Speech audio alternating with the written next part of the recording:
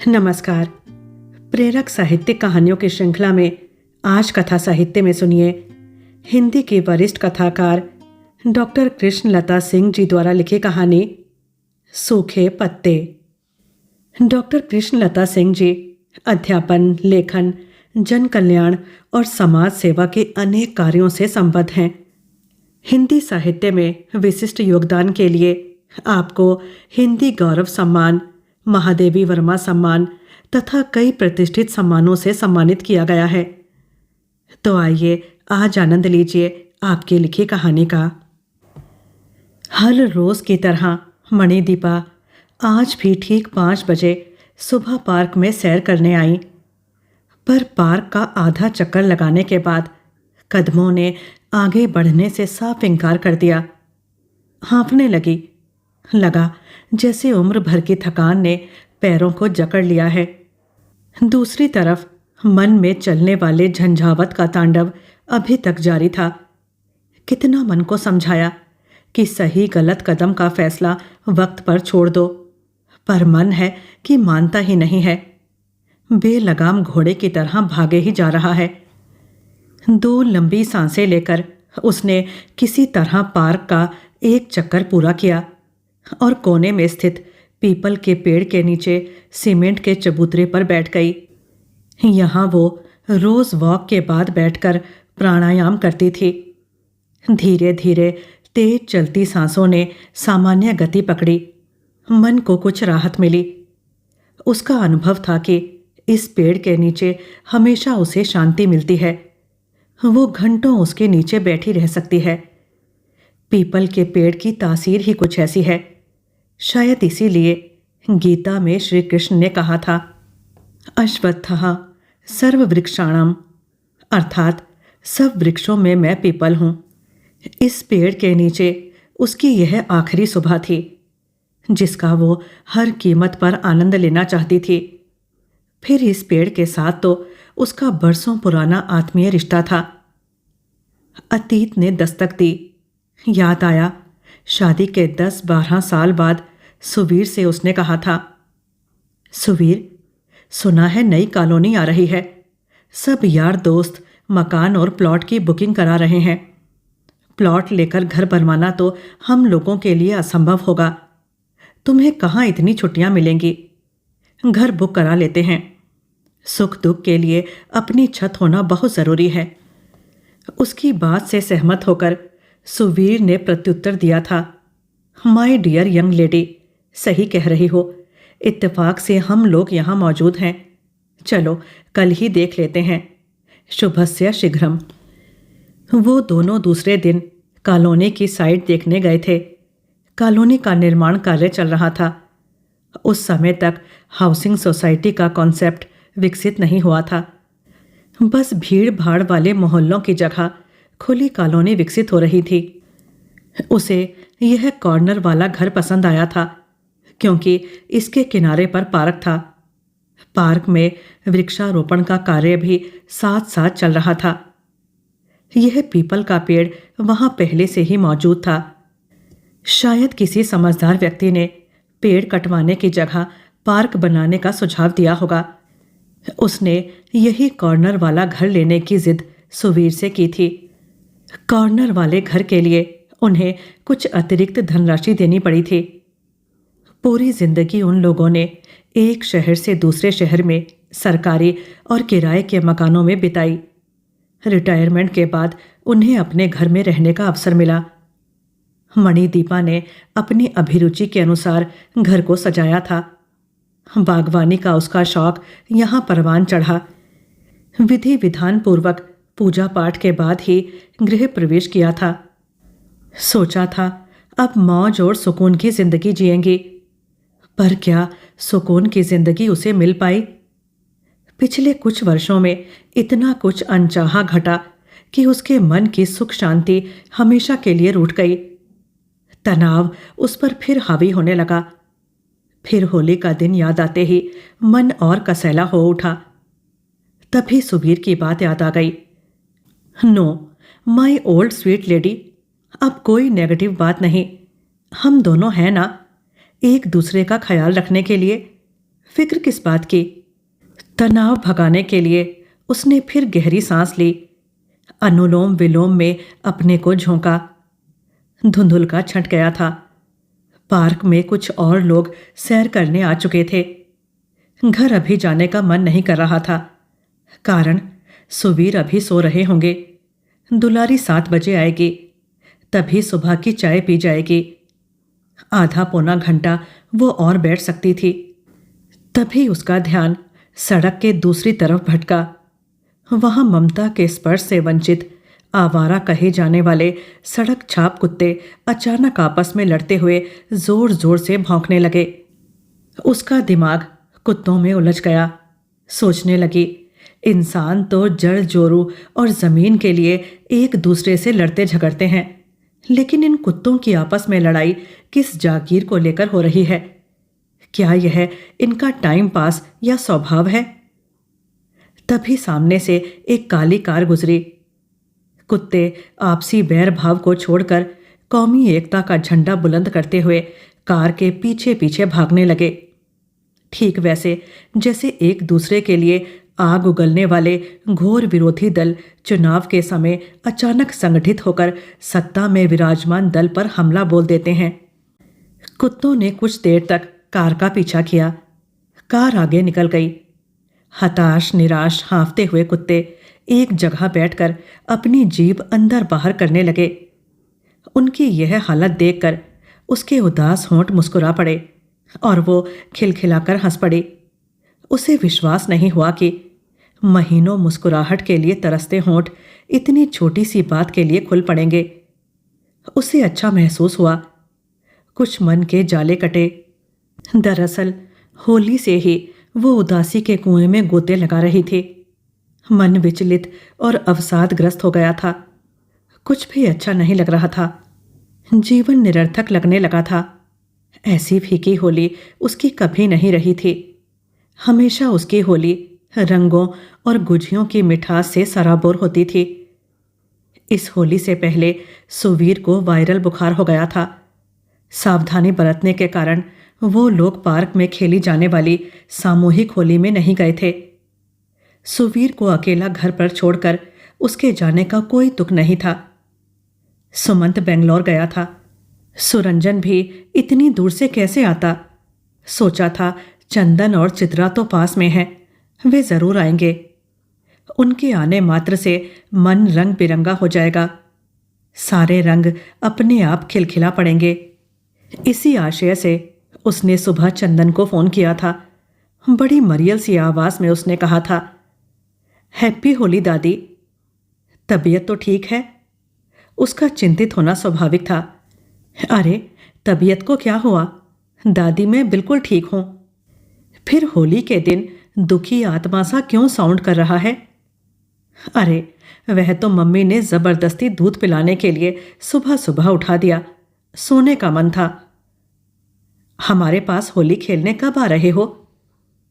अभी तो मैं मम्मी के साथ नानू के घर जा रहा हूं। उसके बाद दोस्तों के साथ होली खेलने जाऊंगा। कोई बात नहीं, नानू के घर भी जाना जरूरी है और दोस्तों के साथ होली खेलना भी। हमारे पास शाम को आ जाना, हम डिनर इकट्ठे करेंगे। अगर ठीक समझना तो रात हमारे पास रुक जाना। सुबह कॉलेज यहीं से चले जाना, ड्राइवर छोड़ आएगा। चित्रा अपनी कार से ऑफिस चली जाएगी। पूछता हूं मम्मी से, कहकर उसने फोन काट दिया था। एक बार भी नहीं पूछा कि दादू का क्या हाल है। मणिदीपा को यह बात चुभी, पर उसने अपने पर नियंत्रण रखते हुए सुवीर को उनका प्रोग्राम बता दिया। उनके आने की पक्की उम्मीद उसे थी। ना आने का कोई कारण नहीं था। दिन बड़ा उदास बीता, पर इंतजार के अलावा और कोई विकल्प उसके पास नहीं था। पार्क की होली का हुड़दंग बीच बीच में सुनाई दे जाता था, लेकिन मन में एक दबी उमंग भी थी कि शाम को उसका घर गुलजार हो जाएगा। चित्रा और चंदन के लिए उसने 2 दिन पहले ही बड़े प्यार से गुजिया और मठरी अपने हाथों से बनाई थी। चंदन को उसकी बनाई मठरी गुजिया बचपन से ही पसंद थी। बाजार की वो खाता ही नहीं था। उसे साथ में देने के लिए मठरी, गुजिया और होली का उपहार पैक करके रख लिया था। जल्दी जल्दी में कहीं कुछ भूल ना जाए। इस उम्र में भूलने की बीमारी बड़ी खतरनाक होती है। पूरे दिन धीरे धीरे चंदन की पसंद का खाना बनाया। अब ज्यादा काम नहीं हो पाता है। हाथ की पकड़ थोड़ी शिथिल हो गई है। झुकने से कमर दर्द होने लगता है। ज्यादा देर खड़े होने पर पैरों में दर्द और सूजन हो जाती है। होली के कारण सब काम करने वालों की छुट्टी थी। उसे परेशान देखकर सुवीर ने कहा भी था, क्यों बेकार में खटक रही हो, जो कहो ऑर्डर कर देता हूं। सुवीर मणिदीपा के मन को नहीं समझ सकते थे। उसे तो अपने परिवार के लिए खटकने में ही परम सुखानुभूति होती है। वो तो खाना बनाते हुए अपना सारा लाड़ उसमें उड़ेल रही थी। मन ही मन सोच रही थी कि शाम को दरवाजा खोलते ही चंदन ढेर सारा रंग डालकर सारी कसर निकाल देगा। वो चंदन के साथ पहली होली याद करके मुस्कुरा पड़ी। चंदन कोई 3-4 साल का रहा होगा। उस समय सुमंत कानपुर में पोस्टेड था। सुवीर और मणिदीपा उसके पास आए हुए थे। होली वाले दिन सुमंत और चित्रा अपने मित्रों के साथ होली खेलने की औपचारिकता निभाने चले गए थे। चंदन लॉन में रखी रंग की बाल्टी से अपनी छोटी सी पिचकारी को भरकर उसके ऊपर रंग डालकर बरामदे में छिप जाता था। वो भी छोटी बच्ची बनकर, अरे मेरे ऊपर रंग किसने डाला, चल बताती हूं उस शैतान को, कहकर इधर उधर भागने लगी थी। दादी पोता की वह मीठी होली घंटों चली थी। सुवीर ने पूरा वीडियो बनाया था। होली वाले दिन उसने खोजकर वह वीडियो कई बार देखा और सुवीर को भी दिखाया था। अपने जिगर के टुकड़ों को देखने और मिलने की उम्मीद में बूढ़ी रगों में बहने वाले खून की रवानगी बढ़ जाती है। गले मिल जाने पर ऐसा लगता है जैसे सितारों से जड़ा आसमान मुट्ठी में आ गया हो। जीवन का प्राप्य मुस्कुरा उठता है। शाम होते ही उदासी किसी कोने में जा छिपी। उसकी जगह इंतजार ने ले ली। उसकी बेताबी देखकर सुवीर ने कई बार टोका, इतना उतावलापन ठीक नहीं है, आराम से बैठो, वे लोग 7-8 बजे से पहले नहीं आएंगे, देख लेना। पर वो अपने दिल का क्या करती, वह कहाँ मानने वाला था। उधर घड़ी कहाँ रुकने वाली थी। घड़ी ने 7 बजाए, 8 बजाए, फिर 9। ना कोई आया, ना कोई सूचना। इंतजार की जगह अब किसी अनहोनी की आशंका ने ले ली। दिल जोर जोर से धड़कने लगा। फोन चित्रा और चंदन में से किसी ने उठाया नहीं। रिंग बराबर जा रही थी। धड़कते दिल से उसने सुमंत के पास फोन बेंगलोर लगाया। सुमंत के उत्तर ने उसे निराशा के कुएं में ढकेल दिया। माँ, वे लोग बिल्कुल ठीक हैं, अभी कुछ देर पहले उनसे बात हुई थी। खाना उन लोगों ने मीता, चित्रा की बहन के घर खा लिया है। चंदन होली खेलकर थक गया था, सोने जा रहा था। आप लोग भी खाना खाकर सो जाओ। मैं कल सुबह अपनी मीटिंग के बाद दोपहर की फ्लाइट से आऊँगा। एयरपोर्ट से सीधे ऑफिस जाना होगा। रात का डिनर आपके साथ करूँगा। आज आपकी गुजिया मिस कर रहा हूँ। उपेक्षा का यह दंश बहुत गहरे चुभा। कम से कम वो लोग फोन करके बता तो सकते थे कि आना संभव नहीं है। मैसेज कर सकते थे। सुमंत के लिए यह साधारण बात हो सकती थी, क्योंकि उसने अपने आप को काम में इतना झोंक दिया है कि उस पर इन सब बातों का कोई असर नहीं होता है, अथवा वो अपनी भावनाओं को छिपा लेता है। पर वो नहीं कर पाती है। उसी में बेमतलब उलझी रहती है, अपने आप को आहत करती रहती है। होली दिवाली साल में एक बार आते हैं। ऐसे में अगर बच्चे एक शहर में रहते हुए भी 20 मिनट की दूरी तय करके मिलने ना आए तो इसे क्या कहा जाएगा। यह बात अदहन की तरह दिलो दिमाग में खदकती रही। सारी जिंदगी वो रिश्तों की रेशमी डोर कसकर थामे रही। उन्हें सहेजने और संवारने की जद्दोजहद में पूरी जिंदगी खपा दी। फिर डोर उसके हाथ से फिसल क्यों गई? उसके साथ ऐसा क्यों हुआ है? उसका परिवार क्यों बिखर रहा है? परिवार के सुख से वो वंचित क्यों है? बच्चों के जीवन में भूचाल क्यों है? उनके जीवन की तपिश का असर उस पर काली छाया बनकर क्यों मंडरा रहा है? उसकी गलती कहाँ पर है? कोई उसे बताए। वो तो बच्चों की पटरी पर से उतरी जिंदगी को फिर से पटरी पर लाने की कोशिश कर रही है, पर आज की उपेक्षा से उसे अपनी सारी कोशिशें बेमानी लगने लगी। वो आहत महसूस कर रही थी। दूसरे दिन भी उसे उदास देखकर सुवीर ने कहा था, माई स्वीट ओल्ड लेडी, जिंदगी हमेशा एक जैसी नहीं होती है। वह बहते पानी की तरह एक वक्त पर ना ठहर कर सुख दुख से बहुत आगे निकल जाती है। छोड़ो यह सब, बीत गई सो बात गई। हम अपनी खुशियों के लिए किसी का मुंह क्यों देखें? किसी से कोई अपेक्षा क्यों रखें? चलो उठो, तैयार हो जाओ, कहीं बाहर चलते हैं। ड्राइवर को गाड़ी निकालने के लिए बोलता हूं। सुवीर का मंतव्य वो समझती थी। वो कहते नहीं हैं, लेकिन एक डर उनके अंदर भी समाया हुआ है।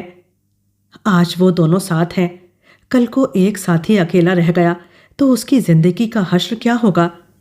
यही खौफ कहीं ना कहीं उनके अंदर से मणिदीपा की फिक्र में जाहिर होता है।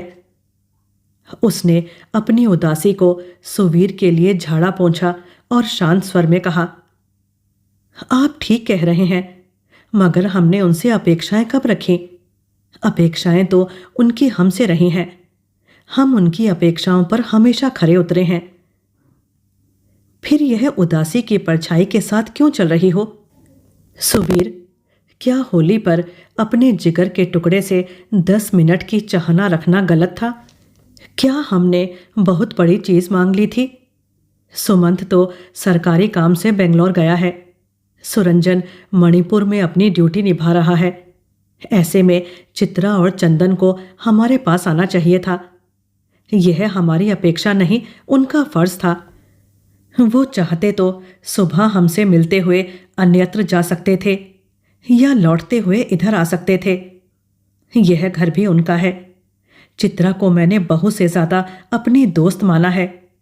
वो जानती है कि चंदन मेरी जान है, फिर भी। छोड़ो यार चित्रा और चंदन को, चलो तैयार हो जाओ। रास्ते में मोटू राम के गोलगप्पे खाते हैं, दिल किया तो बास्केट चाट भी खा लेंगे। वो अपनी जगह से हिली भी नहीं थी।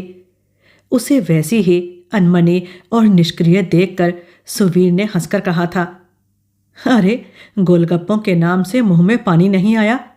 अरे यह क्या, मुंह की जगह आंखों में पानी आ गया? चलो ऐसे ही चलो, तुम तो ऐसे ही अच्छी लग रही हो। तुम्हें देखकर कौन कहेगा कि तुमने 70 बसंत देख लिए हैं। आज भी 50 से ज्यादा की नहीं लगती हो। मैं जरूर खड़ूस दिखता हूं। बाल उड़ गए हैं, थोड़ा लंगड़ा कर चलने लगा हूं। एक तरह से बूढ़ा जोकर लगता हूं। सुवीर की अति नाटकीयता पर वो हंसने के लिए मजबूर हो गई। उन पर बड़ा लाड़ आया। हाथ पकड़कर पलंग पर बिठाया और हंसकर कहा, आज ड्राइव पर ना जाकर पहले की तरह ताश खेलते हुए अपनी पसंद के पुराने गाने सुनते हैं। अभी दुलारी आएगी, उससे चाय पकौड़ी बनवाकर खाएंगे। डिनर भी कुछ अलग होगा, ठीक पहले की तरह।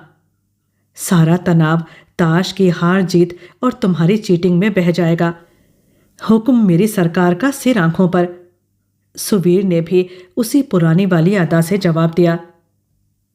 ताश खेलते खेलते मणिदीपा ने अचानक एक अप्रत्याशित प्रस्ताव सुवीर के सामने रख दिया था। सुनते ही चौंक कर उसकी तरफ देखा।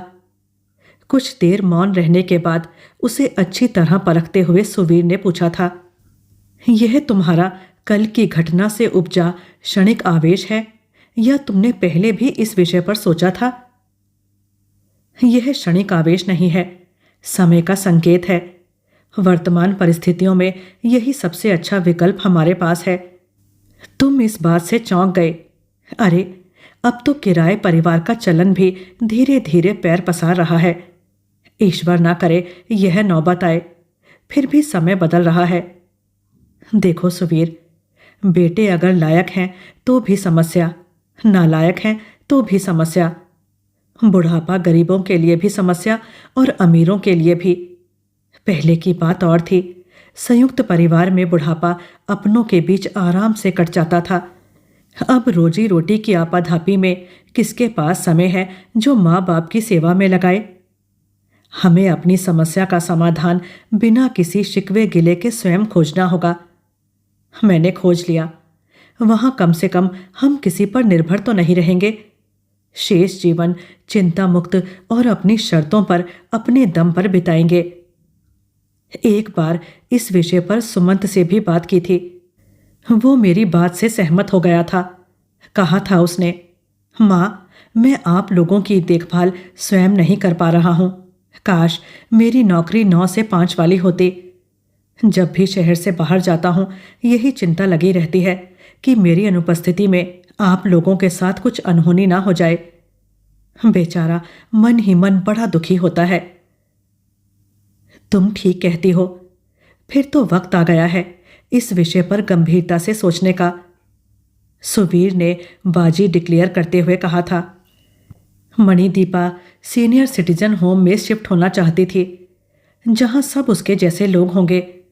सुख दुख के मौसम हर शख्स के जुदा होंगे, लेकिन सबकी समस्या एक ही होगी, अकेलापन या अपनों की उपेक्षा। इस उम्र में अपनों की उपेक्षा शारीरिक असमर्थता से ज्यादा कचोटती है, यह वो समझ चुकी थी।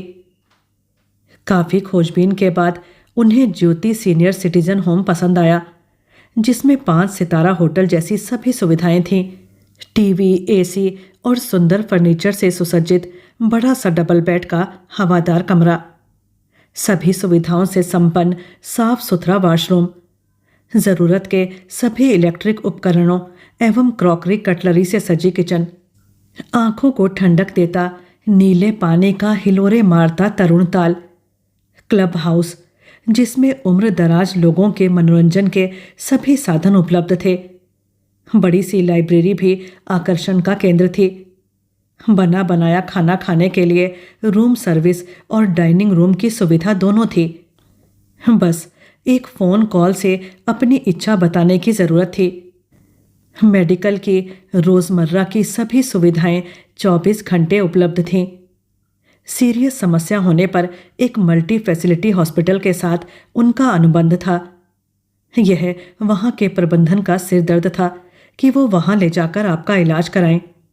पैसा आपका, सुविधाओं की कमी नहीं थी।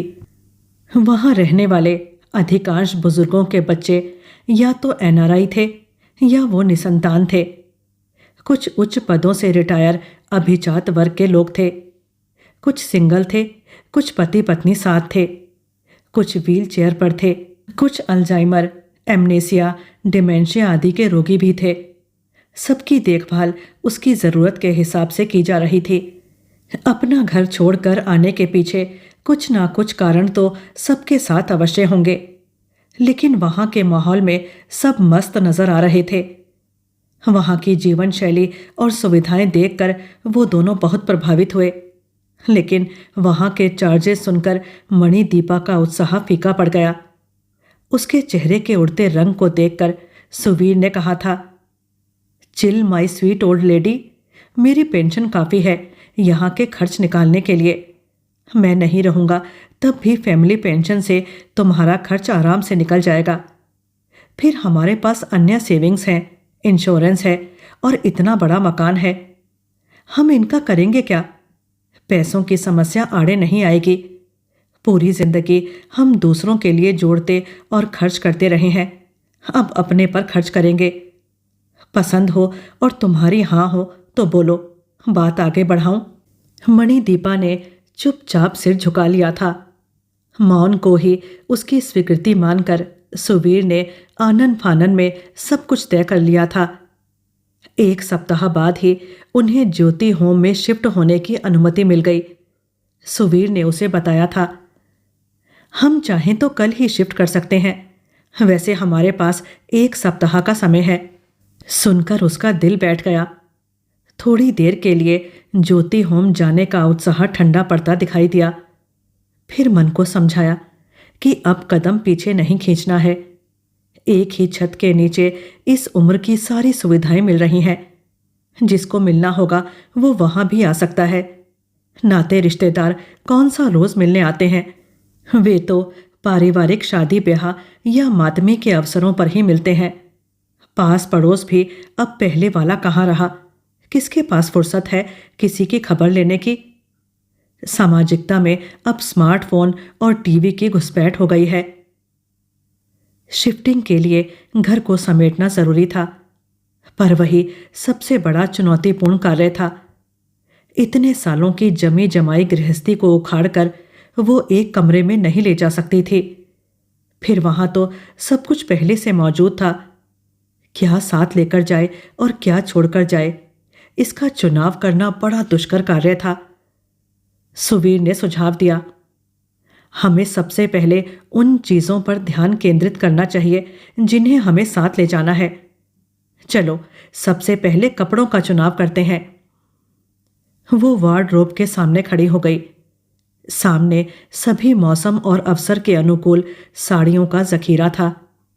छोटी बड़ी पार्टियों और शादी ब्याह के मौकों पर पहनने वाली पारंपरिक साड़ियां अलग अलग खानों में रखी थी। हर साड़ी के पीछे अलग कहानी थी। किसे साथ ले जाए, किसे यहीं छोड़ जाए। कुछ देर आंखें बंद करके सोचती रही।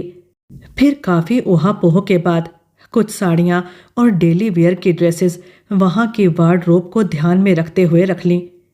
सोचा कुछ ज्यादा की जरूरत होगी तो बाद में एक चक्कर लगा लेगी। बंद घर की एक चाबी तो उसके पास रहेगी ही।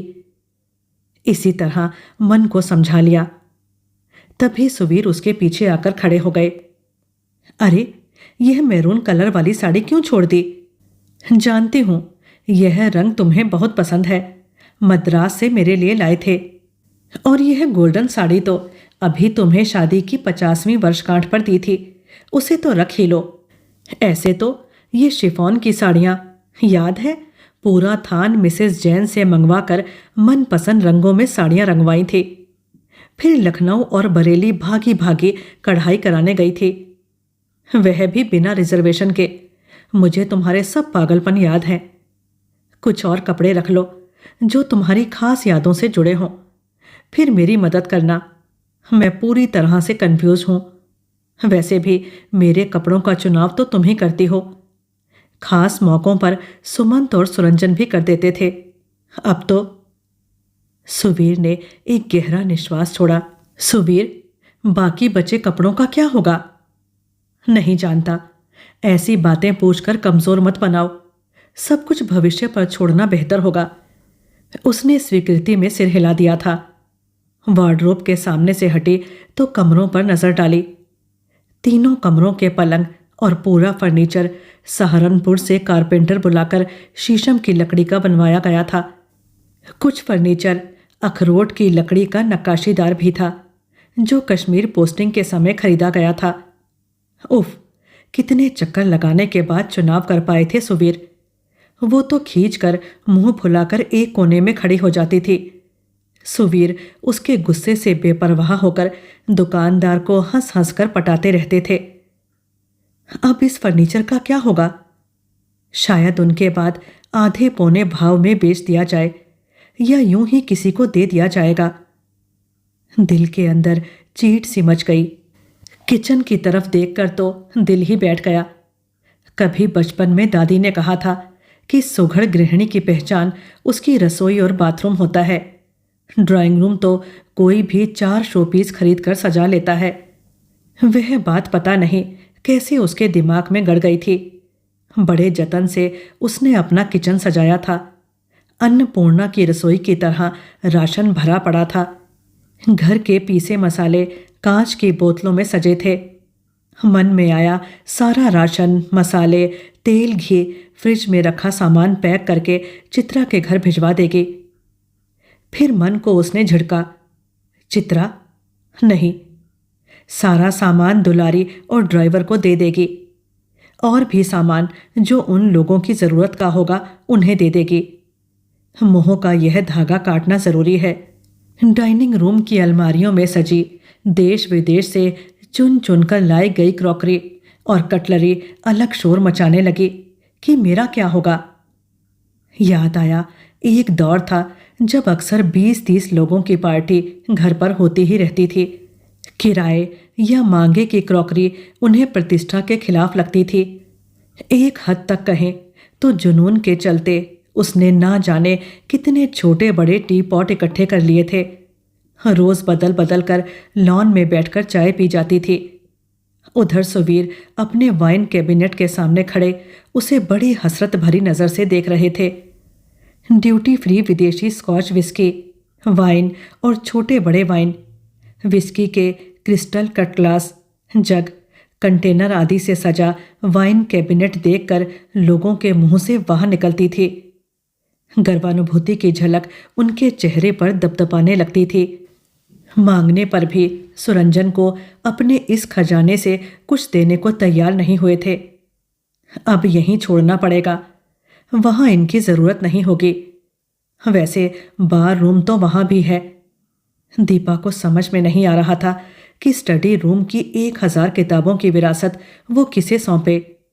ज्योति होम वालों ने कहा है कि वो 50 किताबों की जगह अपनी लाइब्रेरी में बना देंगे। 10-20 वो अपने कमरे की रैक में रख सकती है। पर बाकी का क्या? घर के हर कोने में सैकड़ों चीजें थी जो उसे अपनी तरफ खींच रही थी।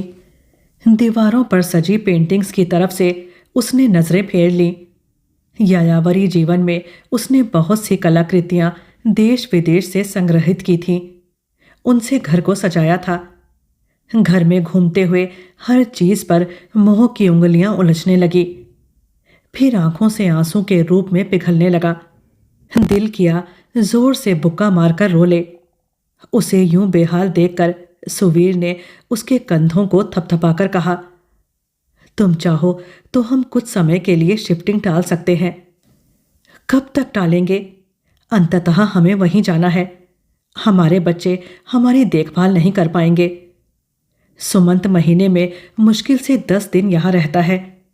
कभी भी अचानक उसका बेंगलोर, कलकत्ता, बंबई, सिंगापुर, फ्रांस आदि जगहों का टूर लग जाता है। वो भी हमें नौकरों के सहारे ही छोड़ेगा।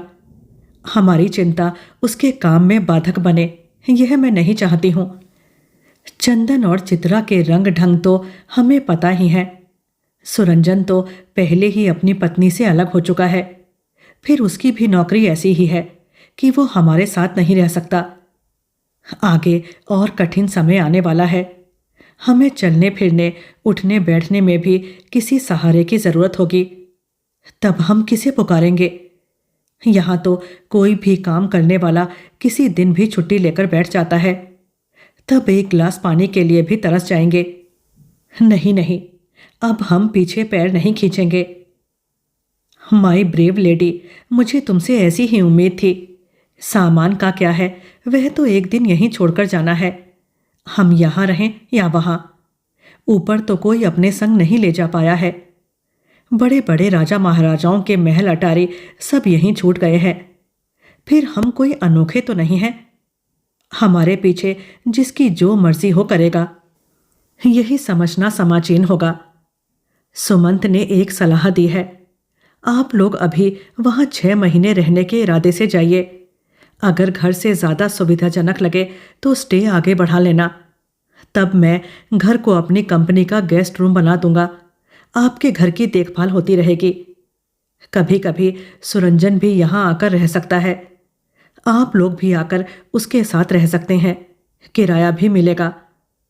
बहुत दुखी था कि वो हमें परिवार का सुख नहीं दे सका। हाँ मणि, हमें बच्चों की मजबूरी समझनी चाहिए। मुझे लगता है कि हमने सही निर्णय लिया है। यह नए दौर की समस्याएं हैं, उन्हें नए नजरिए से सुलझाना पड़ेगा।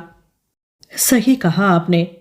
हमारी देखभाल में असमर्थ बच्चे हमें वृद्धाश्रम पहुंचाने का फैसला ले, उससे अच्छा है कि यह निर्णय हम बिना किसी शिकायत के खुद कर लें।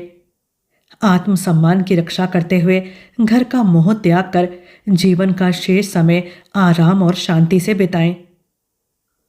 इसी तरह एक दूसरे के कमजोर पड़ने पर एक दूसरे को भावनात्मक संबल देते हुए उन्होंने जाने की तैयारी की। लेकिन स्वयं अलग अलग तरीके से अपने मन में युद्ध लड़ते रहें। घर का मोह छोड़ना आसान नहीं होता है। फिर उनका यह फैसला सही है या गलत, यह द्वंद्व भी अंतस में चल ही रहा था। यही सब कुछ सोचते सोचते घर चलने के लिए मणिदीपा उठ खड़ी हुई। घड़ी देखी, शायद सुवीर उठ चुके होंगे।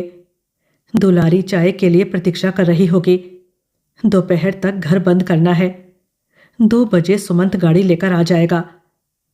चलने के लिए भारी मन से एक कदम बढ़ाया ही था कि पार्क के दूसरी तरफ का नजारा देखकर कदम ठिठक गए।